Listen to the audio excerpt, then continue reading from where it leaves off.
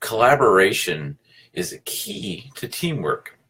Now, we've been talking about various aspects of setting the mindset right, of working towards something of greater value, especially in the organization. Well, one of the things that I want to share today, and I'm going to share with you, is about minding the store. Yeah, minding the store. What does that have to do with teamwork? Well, we were at the orange groves yesterday picking oranges, and there was a fantastic opportunity to learn. One, we were getting in there just a little bit late, and we were greeted by, "Do you want to go pick?" Oh, we do. Yes, we do. But we wanted to have an experience. Now, if you don't remember this fact from long ago, 95% of the Florida orange crop goes to juice. There's about 5% left. And in that 5%, some of it gets to be handpicked. So we have this great opportunity. Hey, Lisa, welcome. Glad to see you. Could see you. If you want to join in, please say hi. Leave a comment. Who's minding your store? So we'll get to that in just a minute. I'll give you the couple tips here on how to determine who's minding the store and what's the right aspect. So who's minding your store? Well, it goes back to who's in your store. So you have clients, you have customers, you may have just an internal. Well, you still have internal customers, you may have external. And in that aspect, if you have a retail operation, you've got people coming in, and in those situations, they want to buy something perhaps. They might want to look around. What do you greet them with? If I've been at Best Buy, they say, "What are you here for today? Do you have any questions?" Well, no, I just walked through this. I just walked into the store. I don't have a question yet. Instead of asking, "What are you looking here to replace?" Or "What are you looking to, what struck your fancy? Why'd you walk through our doors?" So building the right step, the right moment to communicate up front is much more relationship bound, relationship focused, rather than just checking off and saying, "Well, I guess they didn't need any help." Or I've heard some people say, "Well, if I ask them, can I help you with something?" and they say, "No, I just back off." Well, that's not the right thing. They're there and they appreciate the conversation. They may, relish it. They may be having something going on in their mind, or they're trying to find just the right present or the right gift, maybe it's something for them, the right purchase, and they need someone to step up and welcome them and make them feel like they're part of the family.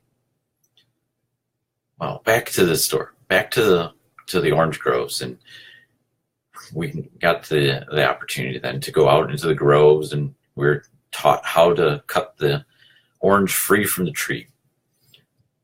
We went back in the store, and you could tell some people were better suited for the conversation of, "Oh, hey, let me help you out with your weighing of your oranges and getting them into the bag, and seeing what we can do there, and getting you on your way." So we asked each of them, "What's your favorite role?" We asked them, "Do you rotate roles?" "Oh yeah, we do. We have to do a plethora of things around here, from sorting to office to store to grove to the different aspects of running a retail store in an orange grove." And they said, "Wow, I'd rather be in the office." And another one said, "I'd rather be in the grove." And where are they both? In the store. So guess they're shorthand. They only have so much staff, and they have to take on roles. But this reminded me of the law of the niche. And the law of the niche from John Maxwell and the 17 indisputable laws of teamwork says all players have a place where they add the most value. Now, I would say the person that told us that they would rather be in the office was feeling more comfortable in the office because the interaction they were appreciative of just doing paperwork, putting in their time, perhaps, and then walking to the cars and leaving for the day. that person probably was tied into that. But she did a really nice job of interacting with us. She did a real nice job of weighing, of getting that transaction together, answering our questions. Another person, not so much. She had a little more persona.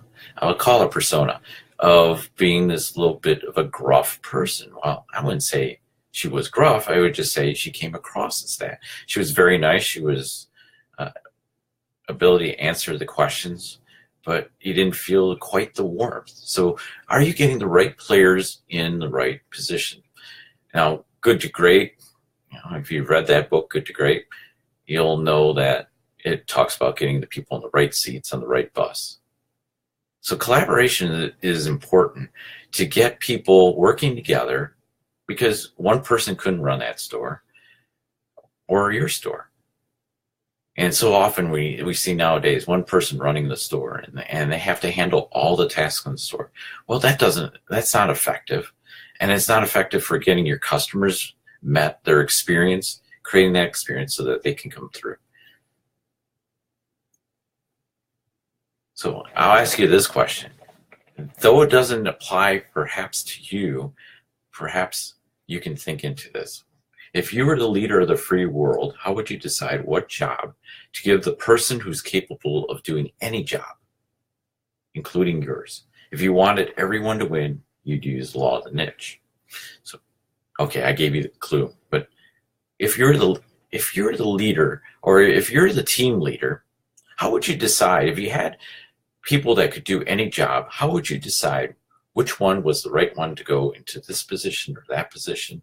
If you go into a pizza store, who's the person that is able to put the crust together, or put the condiments on, and putting the vegetables and the meats on? And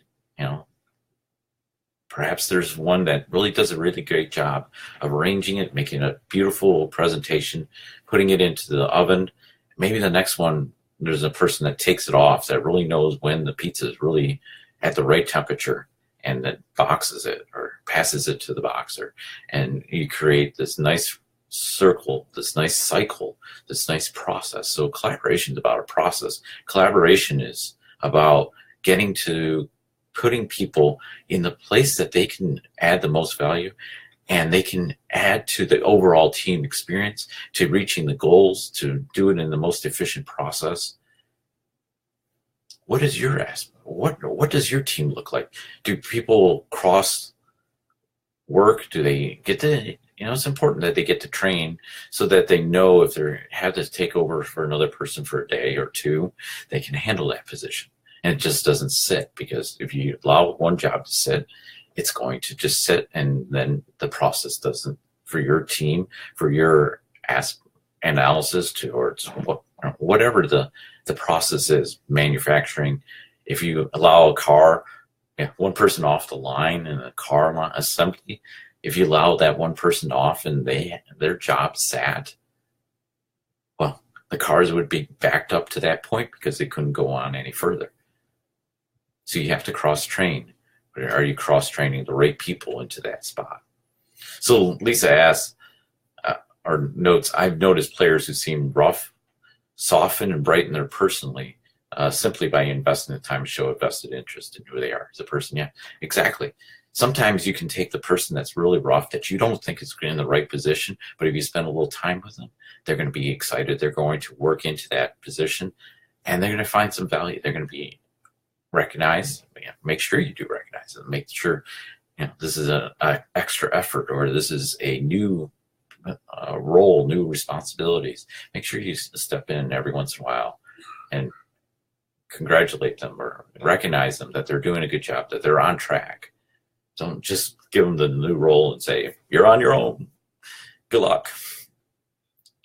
We all need someone to know that they care about us. And as customers, it's a two-way street. We need to care about the people in the store, because do you want the experience that reverberates back to you? So do you have the team owner, the team manager, the store owner, the division head needs to make sure that people are in there to serve the customers and make them the hero, make them feel great, while having the inside heroes, the people that are on the front lines, or the people that lead to our success. People need to feel as the hero, so make the customer the hero, but also recognize that the customer, you, the customer, has an ability to affect people's day and make them feel that they're doing a great job, that they're appreciated. Nothing hurts more than sitting in a store by yourself and waiting for somebody to come in and say, yes, can you help me? Versus starting up the conversation. So take the right stance, whether you're a customer, whether you're a team player, whether you're a manager, whether you're the owner of the company. Make sure that the people are doing the right roles, and then help them ease into other roles when they may be called upon. That's the moment for today. Morning, John.